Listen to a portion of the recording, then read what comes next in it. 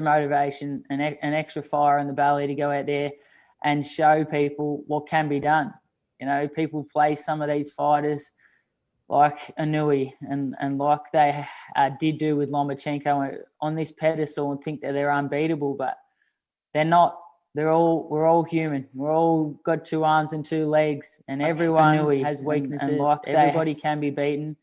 And I'm going to go out there and show everybody what belief, hard work, and having the guts to be brave enough and dare to be great can do. And I can't wait to go out there and achieve this. It's going to be very special, and I look forward to proving everybody wrong. Thank you very much, Mike. And next we go back down under, and I have to say Fight Week with a prominent Australian fighter does not feel the same without the Australian media here. So on behalf of Top Rank, I cannot wait till the Aussie media comes back. We had some great times during Crawford Horn Fight Week, especially when you all stalked the gym to try and get a look at Terence Crawford. There's some classic moments there. So now on that note, we go to Brock Ellis from Australia Boxing. Brock, please go ahead when ready. Thanks, Evan. It's great to have an Australian presence here, albeit virtually. Jason, I wanted to ask, do you feel like you're one of the rare fighters to have benefited from the global pandemic? G'day, Brock. How are you, mate? Yeah, I do, mate. It's, obviously when the whole pandemic hit, it was a pretty scary thought to think that I might have been sitting on the sidelines for the rest of the year. Obviously, I was originally scheduled to fight on April 25th, and that fight was called off. And it was a scary thought to think that what's going to happen. You know, I'm 29 years old in the peak of my career and chomping at the bit to get another chance at a world title, and I can't fight. So it was a pretty scary thought. But thankfully, I'm signed to the best promotional company in the world in Top Rank, and they didn't let the pandemic stop boxing. They brought it back in the bubble.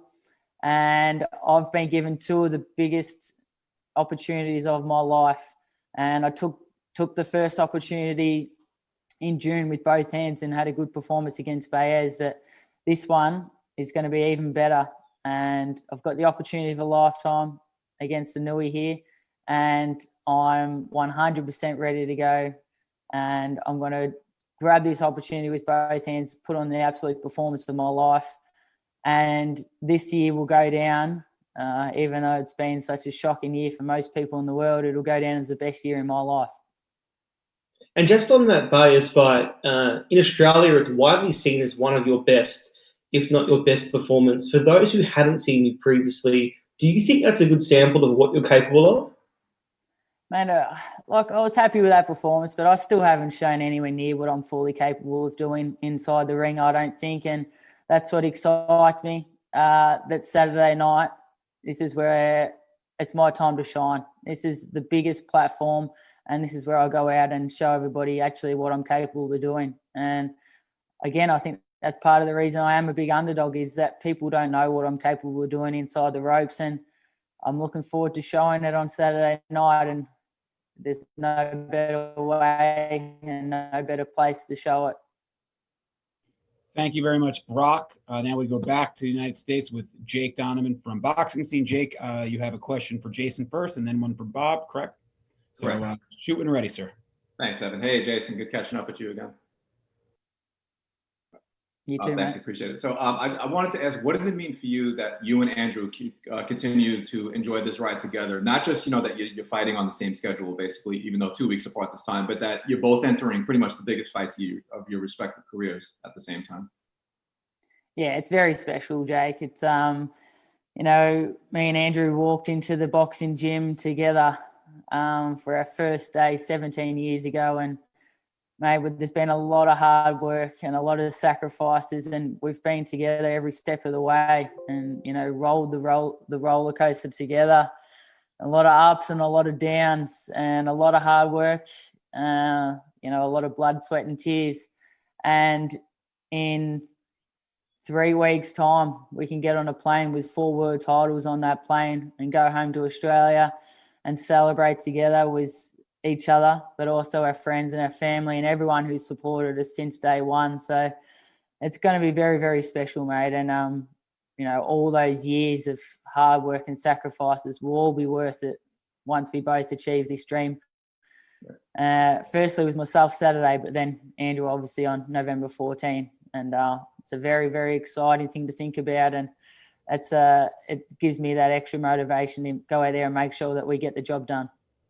Great. Thank you so much, Jason. Best of luck this Saturday. And then Bob, for you, I wanted to ask, as Jason mentioned, he and Andrew were supposed to come over here in April. Inoue and Casemiro were supposed to fight, I think, right a week after Jason's fight. Was it always in the plans that Jason would essentially get this opportunity, even way back then? Well, first, Jake, we put him in with a very, very good opponent in his last fight. And our matchmakers wanted to see, they had heard about it, they had seen film, they wanted to see for themselves the level of his competence and how good a fighter he was. We had heard all these stories, and he passed the test.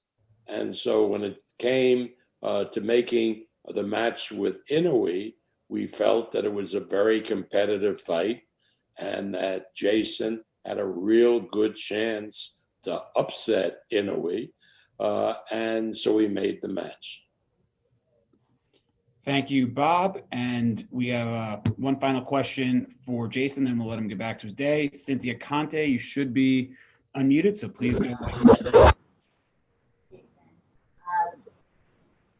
Inoue is known as the monster with a very good power. Cynthia, can you please, there's something going on with your volume. Can you please check your volume and then ask the question again? Sorry, you said it was a bit muffled. Can you hear me now? Still not great. If you want, try it once more. Maybe speak a little louder, and maybe we'll be able to make it out. Can you hear me now? Perfect. Go ahead. Okay. Inoue is known for his devastating power. There's a reason why he is called the monster. We've seen him in other fights. He's knocked people out in like 2 rounds or even 1 round. Talk about your training camp. Have you brought in different sparring partners? And how do you get ready for someone's power like that? Are you bringing in different weight class sparring partners for this camp? Yeah, look, he's got exceptional power, but I believe that I do too. And in terms of the sparring partners and the preparation, we've had a really good mix of sparring partners. We had some good sparring back home in Australia, and then I've had 5 different sparring partners that we've been switching throughout the training camp over here in Vegas. And 3 of the guys are actually staying in this house with us at the moment, the sparring partners, and we've had them watching Inoue every day. That's their homework, study Inoue, and when they come into the ring with me, their job is to be little imitations of Inoue, and they're jumping in, trying to have the same movements and trying to throw the same shots as Inoue and trying to give me, the same look that Inoue's going to give me once we get inside the ring. And they've done a tremendous job.